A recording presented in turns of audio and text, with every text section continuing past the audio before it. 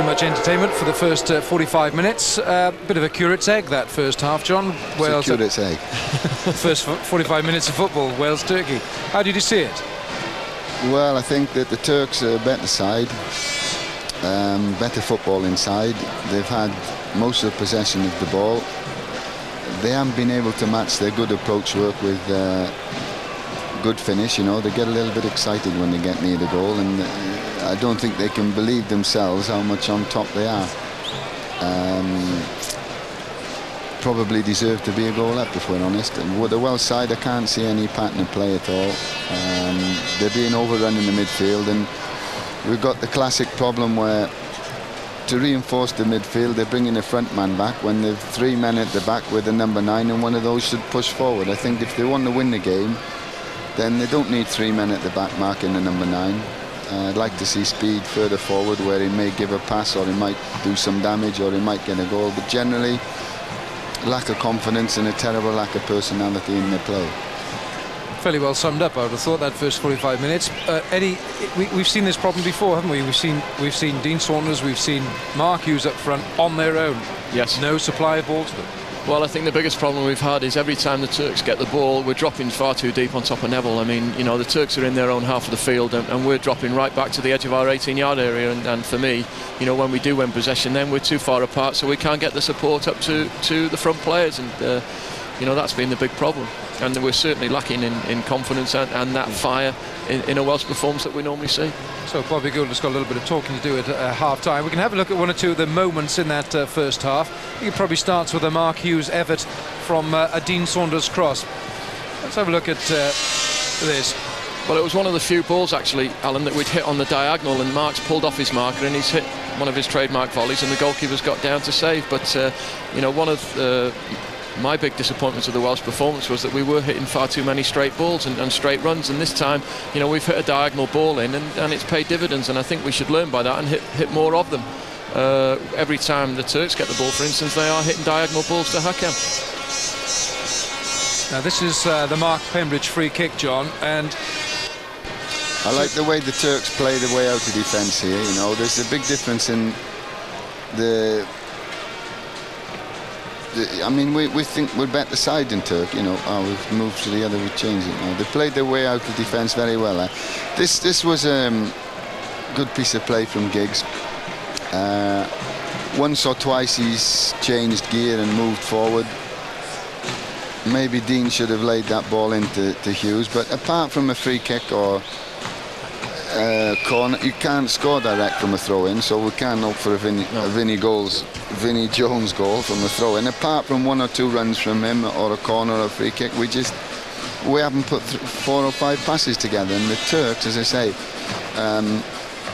technically, tactically, football-wise, they're a far better side. They just haven't been able to match their approach work with good finishing. Otherwise, we could be in trouble. This is the Giggs run at goal, and he.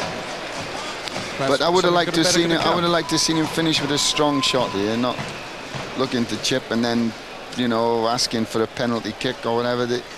These are little habits, little details that you see that I don't particularly like. You know, I mean, you can't expect to get a penalty for that. He's asking for a a little bit of frustration. I mean, the Welsh performance for me is one of frustration. You know, we've got to really take the bull by the horns in the second half, turn things round. And I mean, we look as though we're playing it. It seems as though the Turks are playing at home. This is Robbie Page. How do you see? Sorry, John. Robbie Page has stepped in for his first match. He's performed fairly admirably. Well, they've got 3 players back there just with the Turkish number 9. You know, they're there in numbers. The Dutch goals. We're looking at the goals in Holland the other day on the television. The first 2 goals, Neville's parried them, and there's 8 Welsh players in the picture, and the Dutchman's got there first. We're just not alive. You know, we're not. The first 10 yards are here. We're not alive. We look as though we're playing away from home. The Turks I don't think the Turks can believe their luck. I don't think they can believe how much possession they're having. It's the first time I've seen a visiting crowd get a home player booked. Yeah, we do seem quite frightened, don't we? We do seem quite frightened in our own play, and the crowd is silent, and all we can hear is the Turkish support, and they really need something that's going to inspire them, whether it's a few more Giggs runs or more support to the front players. This second half, I honestly feel that if the Turks they can understand how much on top they are. They can go on and win this game, and if they do win it, with 3 home games to come, they're in a very, very strong position in the group. Now Wales have got to realise, hey, we're 45 minutes away from going out of another World Cup. Now if we don't change this round, we don't pressurise the Turkish defence, because we don't know if the goalkeeper's good, we don't know if the defenders are good under pressure. We've got Saunders, Hughes, Giggs, Speed, whatever. If we don't push further forward and we don't pressurise them, then we're out of the next World Cup. With 45 minutes to put it right. Well, Bobby Gould's got a lot to talk about. We'll come back to you in just a minute, fellas. But right now, let's just look at highlights from last night's under-21 international. Wales. Saunders, better from Wales. Giggs has made the run. Giggs.